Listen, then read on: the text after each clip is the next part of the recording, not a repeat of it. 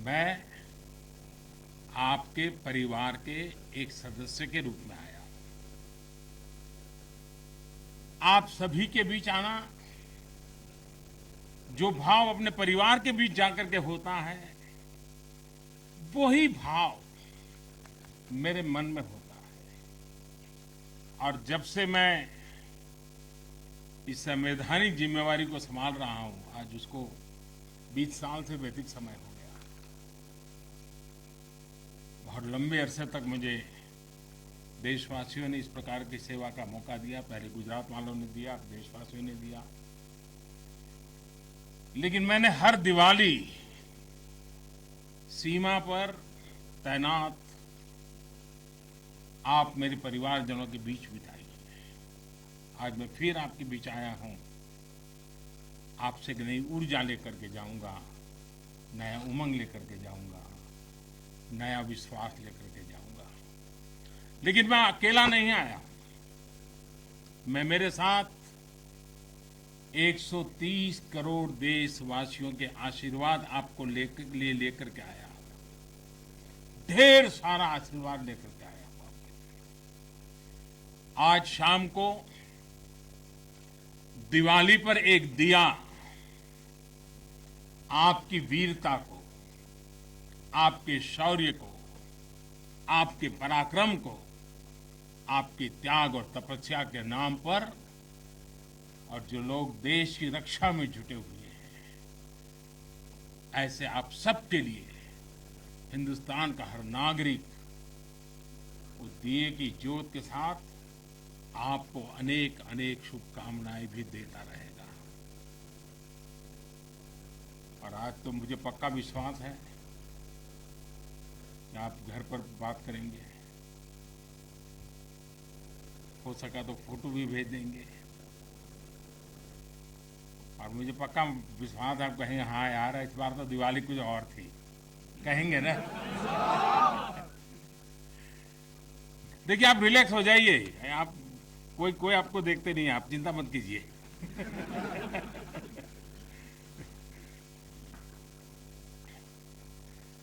अच्छा, आप ये भी बताएंगे ना कि मिठाई भी बहुत खाई थी? नहीं बताएंगे तो बोलो ना। साथियों, आज मेरे सामने देश के जो वीर हैं, देश की जो वीर बेटियां हैं, वो भारत मां की ऐसी सेवा कर रहे हैं जिसका सौभाग्य हर किसी को नहीं मिलता है। किसी किसी को ही मिलता है जो सौभाग्य आपको मिला है।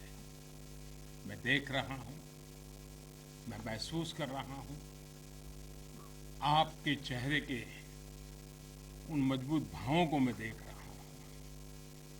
आप संकल्पों से भरे हुए हैं, और यही आपके संकल्प, यही आपकी पराक्रम की पराकाष्ठा करने की भावनाएं, चाहे हिमालय हो, रेगिस्तान हो, बर्फीली चोटियां हो, गहरे पानी हो, कहीं पर भी आप लोग मां भारती का एक जीता जागता सुरक्षा कवच है। आपके सीने में वो जज्बा है जो 130 करोड़ देशवासियों को भरोसा होता है, वो चैन की नींद सो सकते हैं। आपके सामर्थ्य से देश में शांति और सुरक्षा, एक निश्चिंतता होती है, एक विश्वास होता है। आपके पराक्रम की वजह से हमारे पर्वों में प्रकाश फैलता है, खुशियां भर जाती हैं, हमारे पर्वों में चार चांद लग जाते हैं। अभी दीपावली के बाद गोवर्धन पूजा, फिर भैया दूज और छठ पर्व भी बिल्कुल गिनती के दिनों में सामने आ रहा है। आपके साथ ही मैं सभी देशवासियों को नौशेरा की इस वीर वसुंधरा से इन सभी पर्वों के लिए देशवासियों को भी बहुत बहुत शुभकामनाएं देता हूं। देश के अन्य हिस्सों में बड़ी संख्या में लोग आज दिवाली का जब दूसरा दिन होता है तो नववर्ष की भी शुरुआत करते हैं और हमारे यहाँ तो हिसाब किताब भी दिवाली से पूरा होता है और दिवाली के दूसरे दिन से शुरू होता है। खास करके गुजरात में कल नया साल होता है।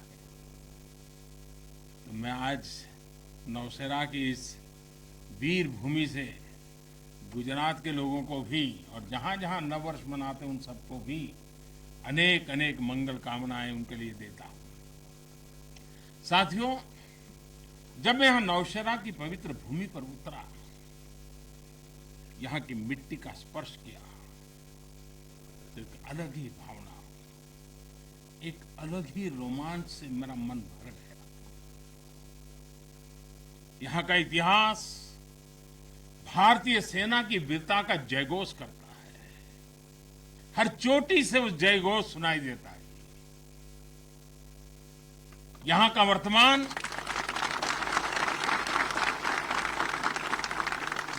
वर्तमान आप जैसे वीर जवानों की वीरता का जीता जागता उदाहरण है। वीरता का जिंदा सबूत मेरे सामने मौजूद है। नौशेरा ने हर युद्ध का, हर छद्म का, हर षड्यंत्र का माकूल जवाब देकर कश्मीर और श्रीनगर के प्रहरी का काम किया है। आजादी के तुरंत बाद ही दुश्मनों ने इस पर नजर खड़ा करके रखी हुई थी। नौशेरा पर हमला हुआ, दुश्मनों ने ऊंचाई पर बैठकर इस पर कब्जा जमाने की कोशिश की और अभी जो मुझे पूरा वृत्त वीडियो समेत सारी चीजें मुझे देखना समझने का मौका मिला और मुझे खुशी है कि नौशेरा के जाबाजों के शौर्य के सामने सारी साजिश से धरी की धरी रह गई। दोस्तों, भारत माता की जय! भारत माता की जय! भारत माता की जय! भारतीय सेना की ताकत क्या होती है, इसका एहसास दुश्मन को शुरुआत के दिनों में ही लग गया है। मैं नमन करता हूं नौशेरा के शेर ब्रिगेडियर मोहम्मद उस्मान को, नायक जदुनाथ सिंह जी को, जिन्होंने देश की रक्षा के लिए अपना सर्वोच्च बलिदान दिया। मैं प्रणाम करता हूं लेफ्टिनेंट आर राणे को, जिन्होंने भारतीय सेना की जीत का रास्ता प्रशस्त किया था। ऐसे कितने ही वीरों ने नौशेरा की इस धरती पर गर्व की गाथाएं लिखी, अपने रक्त से लिखी हैं, अपने पराक्रम से लिखी हैं, अपने पुरुषार्थ से लिखी हैं, देश के लिए जीने मरने के संकल्पों से लिखी हैं।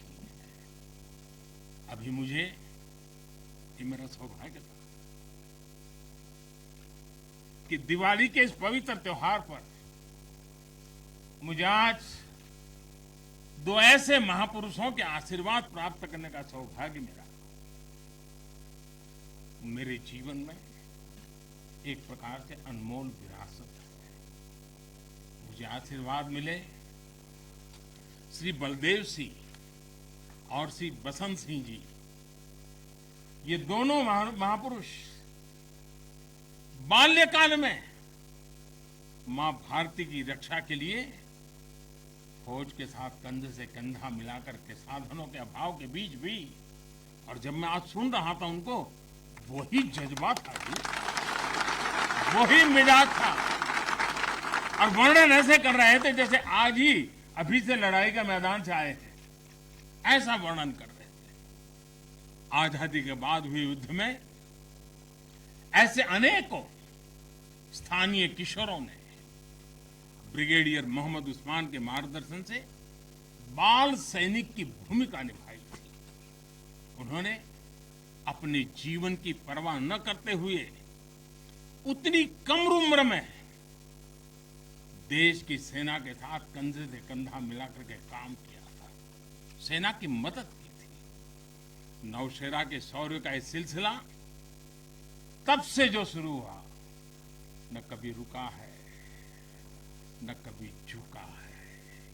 यही तो नौशेरा है। भारत माता की जय! भारत माता की जय! भारत माता की जय! सर्जिकल स्ट्राइक में यहां की ब्रिगेड ने जो भूमिका निभाई वो हर देशवासी को गौरव से भर देता है।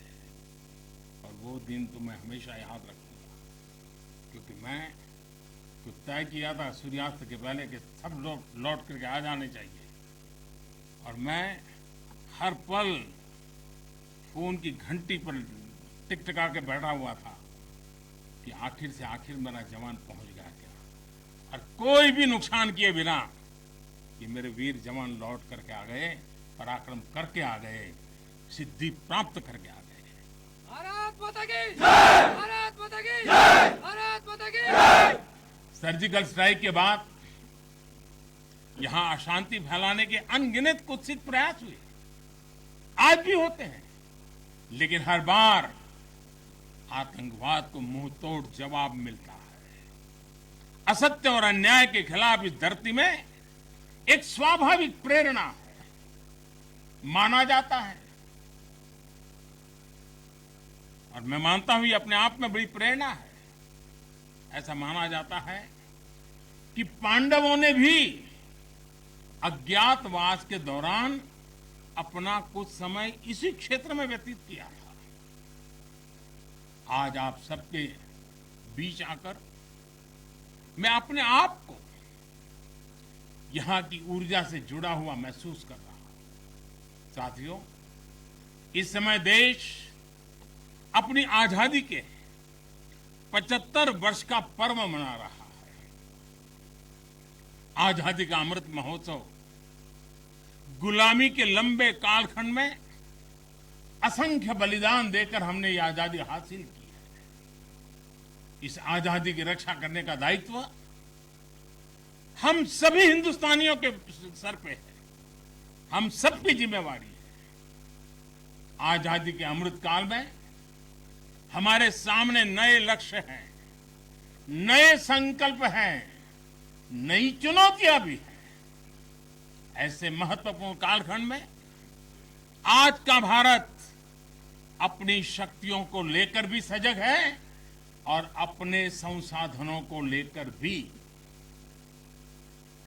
दुर्भाग्य से पहले हमारे देश में सेना से जुड़े संसाधनों के लिए ये मान लिया गया था कि हमें जो कुछ भी मिलेगा विदेशों से ही मिलेगा। हमें टेक्नोलॉजी के मामले में झुकना पड़ता था, ज्यादा पैसे खर्च करने पड़ते थे, नए हथियार नए उपकरण खरीदने होते थे तो प्रक्रिया सालों साल चलती रहती थी। यानी एक अफसर फाइल शुरू करें, वो रिटायर हो जाए, तब तक भी चीज नहीं पहुंचती थी। ऐसा ही कालखंड था। नतीजा ये कि जरूरत के समय हथियार फिर आपाधापी में खरीदे जाते थे। यहां तक कि स्पेयर पार्ट्स के लिए भी हम दूसरे देशों पर निर्भर रहते थे। साथियों, डिफेंस सेक्टर में आत्मनिर्भरता का संकल्प उन पुरानी स्थितियों को बदलने का एक सशक्त मार्ग है। देश के रक्षा खर्च के लिए जो बजट होता है, अब उसका करीब 65% देश के भीतर ही खरीदी पर खर्च हो रहा है। हमारे देश ये सब कर सकता है, करके दिखाया है।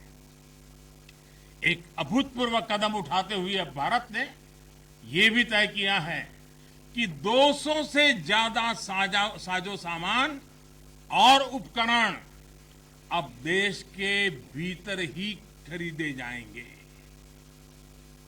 आत्मनिर्भर भारत का यही तो संकल्प है। अगले कुछ महीनों में इसमें और सामान जुड़ने वाले हैं। देश को आत्मनिर्भर बनाने वाली ये पॉजिटिव लिस्ट और लंबी हो जाएगी। इससे देश का डिफेंस सेक्टर मजबूत होगा, नए नए हथियारों उपकरणों के निर्माण के लिए निवेश बढ़ेगा। साथियों, आज हमारे देश के भीतर अर्जुन टैंक बन रहे हैं, तेजस जैसे अत्याधुनिक लाइट कॉम्पैक्ट एयरक्राफ्ट बन रहे हैं। अभी विजयादशमी के दिन 7 नई डिफेंस कंपनियों को भी राष्ट्र को समर्पित किया गया है। हमारी जो ऑर्डिनेंस फैक्ट्रीज थी वो अब स्पेशलाइज्ड सेक्टर में आधुनिक रक्षा उपकरण बनाएगी। आज हमारा प्राइवेट सेक्टर भी राष्ट्र रक्षा के संकल्प का सारथी बन रहा है। हमारे कई नए डिफेंस स्टार्टअप्स आज अपना परचम लहरा रहे हैं। हमारे नौजवान 20, 22, 25 साल के नौजवान क्या क्या चीजें लेकर के आ रहे हैं, गर्व होता है। साथियों, उत्तर प्रदेश और तमिलनाडु में बन रहे डिफेंस कॉरिडोर इस स्पीड को और तेज करने वाले हैं। ये सारे कदम जो आज हम उठा रहे हैं वो भारत के सामर्थ्य के साथ साथ डिफेंस एक्सपोर्टर के रूप में हमारी पहचान को भी सशक्त करने वाले हैं। साथियों, हमारे शास्त्रों में कहा गया है, को अति भारः समर्था नाम, यानी जो समर्थ होता है उसके लिए अति भार मायने नहीं रखता। वो सहज ही अपने संकल्पों को सिद्ध करता है।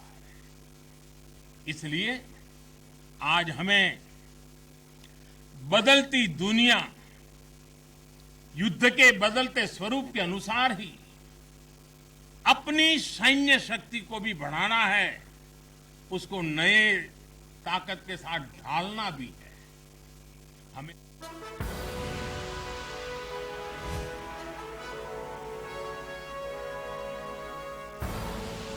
आप देख रहे हैं के न्यूज, खबरों का सारथी। साल 2013 के दौरान श्री केदारनाथ धाम में आई आपदा में आदिगुरु श्री शंकराचार्य की समाधि को भी भारी क्षति पहुंची थी। श्री केदारनाथ को साक्षी मानकर लिया गया एक महान संकल्प। ऐसा भव्य दिव्य आदि शंकर का वो स्थान बने, उनका समाधि स्थल बने, और वो भी ऐसे बने कि आदि शंकर का स्थान केदार से थोड़ा सा भी अलग हुआ ऐसा अनुभव न करे। प्रधानमंत्री श्री नरेंद्र मोदी के दिशा निर्देशन में श्री केदारनाथ धाम के पुनर्निर्माण के साथ साथ आदिगुरु श्री शंकराचार्य की समाधि भी पुनर्निर्मित की गई है।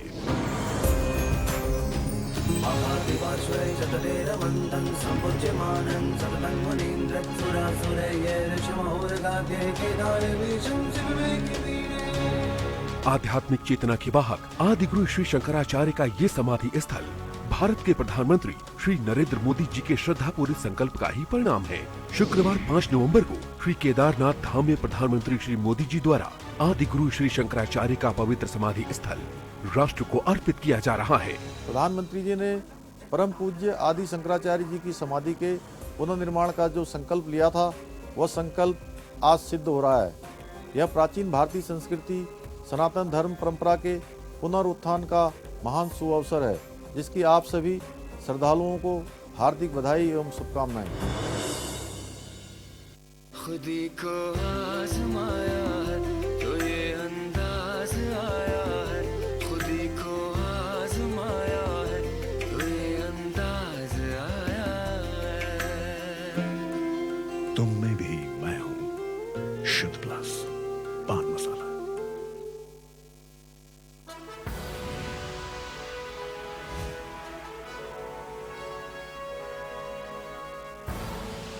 आप देख रहे हैं के न्यूज, खबरों का सारथी। इससे हमारी डिप्लॉयमेंट कैपेबिलिटी में तो भूतपूर्व सुधार हुआ ही है। सैनिकों को भी अब बहुत अधिक सुविधा हो रही है। साथियों, नारी शक्ति को नए और समर्थ भारत की शक्ति बनाने का गंभीर प्रयास बीते 7 सालों में हर सेक्टर में किया जा रहा है। देश की रक्षा के क्षेत्र में भी भारत की बेटियों की भागीदारी अब नई बुलंदी की तरफ बढ़ रही है।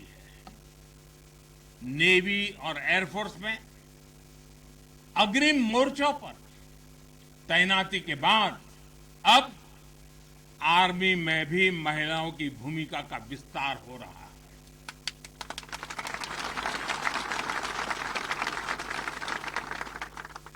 मिलिट्री पुलिस के द्वारा बेटियों के लिए खोलने के बाद अब महिला अफसरों को परमानेंट कमीशन देना इसी भागीदारी के विस्तार का ही हिस्सा है। अब बेटियों के लिए नेशनल डिफेंस एकेडमी, राष्ट्रीय मिलिट्री स्कूल और राष्ट्रीय इंडियन मिलिट्री कॉलेज जैसे देश के प्रीमियर मिलिट्री संस्थानों के दरवाजे खोले जा रहे हैं।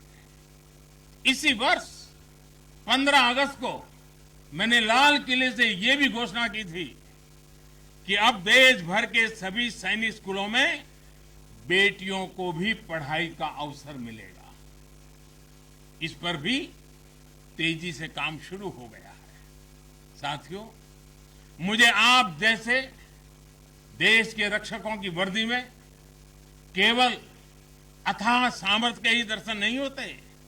मैं जब आपको देखता हूं तो मुझे दर्शन होते हैं अटल सेवा भाव के, अडिग संकल्प शक्ति के और अतुलनीय संवेदनशीलता के। इसलिए भारत की सेना दुनिया की किसी भी दूसरी सेना से अलग है। उसकी एक अलग पहचान है। आप विश्व की शीर्ष सेनाओं की तरफ एक प्रोफेशनल फोर्स तो है ही, लेकिन आपके मानवीय मूल्य, आपके भारतीय संस्कार आपको औरों से अलग एक असाधारण व्यक्तित्व के धनी बनाते हैं। आपके लिए सेना में आना एक नौकरी नहीं है। पहली तारीख को तनख्वाह आएगा इसके लिए नहीं आएगा। आपके लिए सेना में आना एक साधना है, साधना। जैसे कभी ऋषि मुनि साधना करते थे ना, मैं आपके हृदय के भीतर उस साधक का रूप देखता हूं। और आप मां भारती की साधना कर रहे हैं। आप जीवन को उस ऊंचाई पर ले जा रहे हैं कि जिसमें 130 करोड़ देशवासियों की जिंदगी जैसे आपके भीतर समाहित हो जाती है। ये साधना का मार्ग है। और हम तो भगवान राम में अपने सर्वोच्च आदर्श खोजने वाले लोग हैं। लंका विजय करने के बाद भगवान राम जब अयोध्या लौटे थे तो यही उद्घोष करके लौटे थे, अपि स्वर्णमयी लंका न मे लक्ष्मण रोचते, जननी जन्मभूमिश्च स्वर्गादपि गरीयसी। यानी सोने और समृद्धि से भरपूर लंका को हमने जीता जरूर है, लेकिन हमारी ये लड़ाई हमारे सिद्धांत और मानवता की रक्षा के लिए थी। हमारे लिए तो हमारी जन्मभूमि हमारी है, हमें वहीं लौटकर उसी के लिए जीना है। भारत माता की जय, भारत माता की जय, भारत माता की जय। और इसलिए जब प्रभु राम लौटकर आए तो पूरी अयोध्या ने उनका स्वागत एक मां के रूप में किया। अयोध्या के हर नर नारी ने, यहां तक कि पूरे भारतवर्ष ने दिवाली का आयोजन कर दिया। यही भाव हमें औरों से अलग बनाता है। हमारी यही उदात्त भावना हमें मानवीय मूल्यों के उस अमर शिखर पर विराजमान करती है जो समय के कोलाहल में, सभ्यताओं के हलचल में भी अड़िग रहती है। इतिहास बनते हैं, इतिहास बिगड़ते हैं, सत्ताएं आती हैं, सत्ताएं जाती है।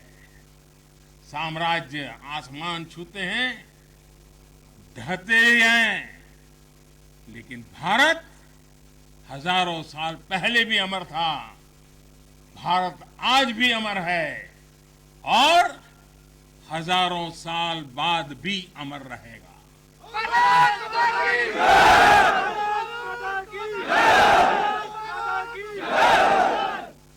हम राष्ट्र को शासन, सत्ता और साम्राज्य के रूप में नहीं देखते। हमारे लिए तो ये साक्षात जीवंत आत्मा है। इसकी रक्षा हमारे लिए केवल भौगोलिक रेखाओं की रक्षा भर नहीं है।